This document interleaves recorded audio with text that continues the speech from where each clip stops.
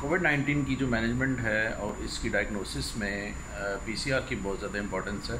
PCR positive होगा तो वो डेफिनेट डायग्नोसिस होगा और उसी को हम कोविड-19 या corona virus, neo corona virus जो है उसमें शुमार करेंगे। इसमें एक जो चीज़ बार बार बहुत सारे अहले इल्म की तरफ से भी आ रही है वो है फॉल्स पॉजिटिव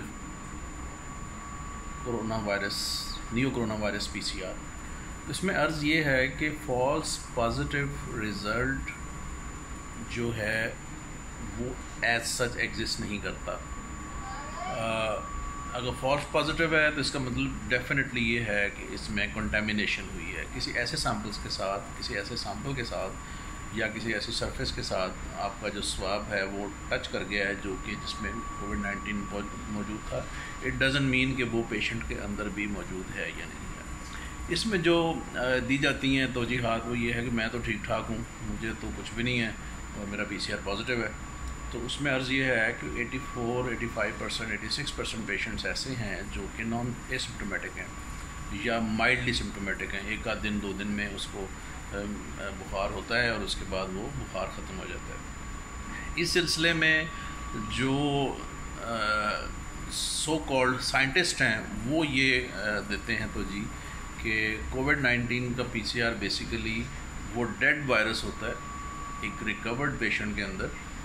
एक वो डेड वायरस होता है, वायरस के फ्रैगमेंट्स होते हैं जो कि ब्लड में या रेस्पिरेटरी जो सिस्टम है या नेज़ोफेरेंजियल, ओरोफेरेंजियल या जो भी आपका सैंपल है उसमें होते हैं और उसके बाद वो एम्पलीफाई हो जाते हैं और एम्पलीफाई होने के बाद वो फॉल्स पॉजिटिव पीसीआर देते हैं। इस चीज़ में कोई हकीकत नहीं है। वो इसलिए कि जो कोविड-19 पीसीआर है, कोविड-19 एक बड़ा सेंसिटिव इशू है, बड़ी सेंसिटिव डिज़ीज़ है, बड़ी लाइफ थ्रेटनिंग डिज़ीज़ हो सकती है बाज़ लोगों में। तो इसलिए इसके जो डायग्नोस्टिक टूल्स हैं वो भी उतने ही ज़्यादा उनको एहतियात से डेवलप किया गया है। उसमें ये है कि जो कोविड-19 है इसमें यूजुअली हम हेपेटाइटिस बी और सी का पीसीआर करते हैं तो उसमें सिर्फ एक ही किसी वायरस के हिस्से को टारगेट किया जाता है और उसको किया जाता है और उसको एम्पलीफाई करके उसके पॉजिटिव या नेगेटिव होने का फ़ैसला कर दिया जाता है। इस वायरस में 2 हिस्से लिए गए हैं, एक एन जीन को एज अ प्रोटोकॉल लिया जाता है और दूसरा ORF ओपन रीडिंग फ्रेम से कोई हिस्सा लिया जाता है। ओपन रीडिंग फ्रेम जो होता है वो कोई भी वायरस की प्रोटीन को कोड नहीं कर रहा होता।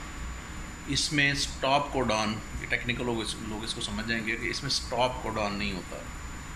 स्टॉप कोडॉन का मतलब ये है कि कोई भी प्रोटीन जो बन रही है वो वहाँ पर रुक जाएगी, अपना जो मतलूबा लेंथ है उसको एक्वायर करने के बाद वो वहाँ पर रुक जाएगी। तो इसमें स्टॉप कोडॉन नहीं होता। तो इसके किसी न किसी हिस्से को लेके तो उसके अगेंस्ट प्राइमर डेवलप करके तो पीसीआर डेवलप कर लिया जाता है।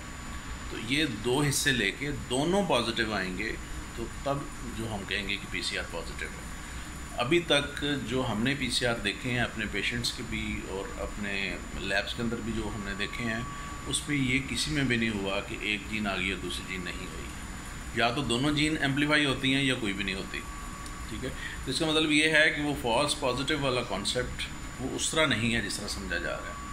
अगर किसी पेशेंट का पीसीआर पॉजिटिव आ रहा है, चाहे वो कितना ही लो लेवल का पॉजिटिव क्यों ना हो, मैं अभी लेवल का भी अभी मैं एक्सप्लेन करता हूँ कि लेवल से क्या मुराद है। यूजुअली इसमें डिटेक्टेड और नॉट डिटेक्टेड दिया जाता है, लेवल नहीं दिया जाता। उसकी भी रीज़न है वो मैं बताता हूँ। तो उसमें यह है कि अगर पेशेंट में पीसीआर पॉजिटिव आ गया है तो उसको ट्रीट करें, एंटीवायरल दें, उसको पेशेंट की इम्यूनिटी के ऊपर ना छोड़ें, उसको ट्रीट करें, एंटीवायरल लें ताकि उसको ज़ीरो किया जा सके। अच्छा, इसमें जो लेवल है या लोड है उसका क्या कॉन्सेप्ट है? यूजुअली होता ये है कि जो वायरस का लोड है वो उसकी सीटी वैल्यू, सीटी बेसिकली वो वैल्यू होती है कि जिस लेवल पे पीसीआर मशीन ने पॉजिटिव देना शुरू कर दिया। ये साइकिल्स होते हैं बेसिकली थर्मल साइकिलर के अंदर। जो आपने जिन लोगों ने पीसीआर को पढ़ा है बेसिकली पॉलीमरेज चेन रिएक्शन, ये चेन्स होती हैं, साइकिल्स होते हैं, डीएनए टूटता है, फिर जुड़ता है, फिर वो लंबा होता है, एम्पलीफाई होने का ये प्रोसेस है। तो वो कितनवें स्टेप पे, यूजुअली 40 से 50 स्टेप्स लगाए जाते हैं, 50 स्टेप्स लगाए जाते हैं, 50 साइकिल्स लगाए जाते हैं। उन साइकिल्स में कितनवें साइकिल पे पीसीआर पॉजिटिव आया है, इस चीज़ की बहुत ज़्यादा इंपॉर्टेंस है। द लोअर द सीटी वैल्यू, यानी कि जो इस पे वो उठा है, कितनवें साइकिल पे उठा है, the higher the viral load.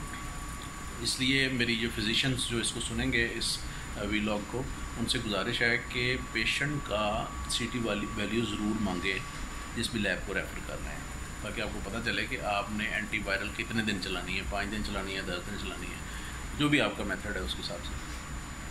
तो उसमें एक जो सीटी वैल्यू की एक और भी इम्पोर्टेंस है, जो कि इंटरनेशनल उस पर रिपोर्ट भी हुआ है, वो ये है कि 25 से ज़्यादा अगर है सीटी वैल्यू, यानी कि 25 से ज़्यादा का मतलब है कि जो ऊपर जाएगा वायरल लोड कम होता जाएगा।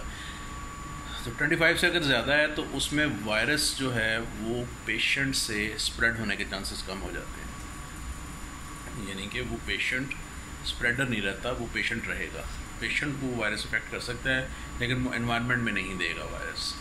तो 25 से अगर ज़्यादा हो 25, तो ये सारी चीज़ें वो जो कि पब्लिश हो चुकी हैं डिफरेंट जर्नल्स में और डिफरेंट वेबसाइट्स के ऊपर, अथेंटिक वेबसाइट्स के ऊपर, वो मैं आपको जो मैंने पढ़ी हैं वो मैं आपको बता रहा हूँ।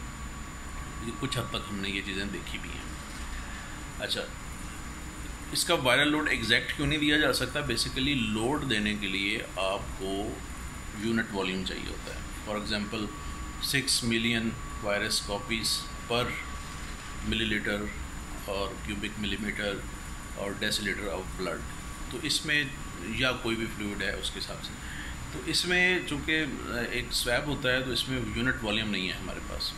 हो सकता है इसकी कोई टेक्निक डेवलप की जा सके, लेकिन यह है कि इसको फ़िलहाल सीटी वैल्यू पे ही देखना चाहिए।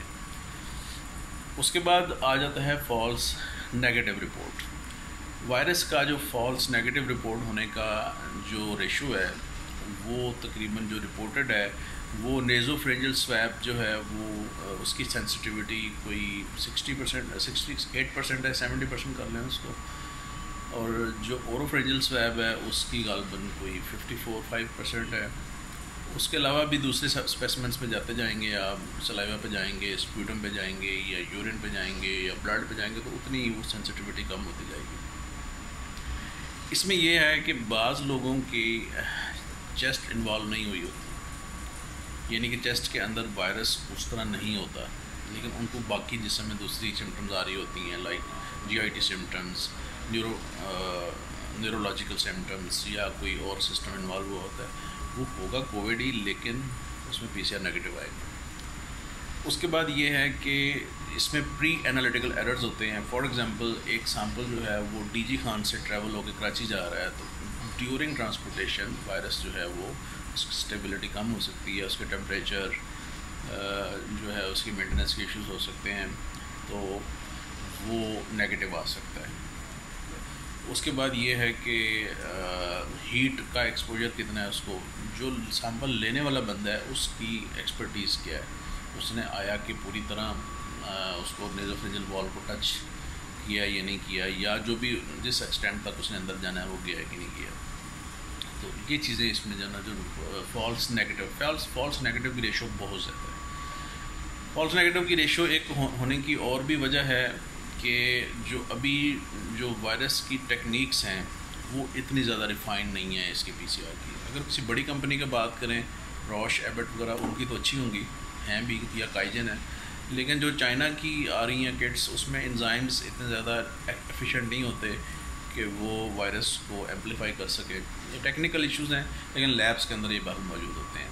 तो आपने क्लिनिकली भी पेशेंट को देखना है और पेशेंट का जो PCR है उसको भी देखना है।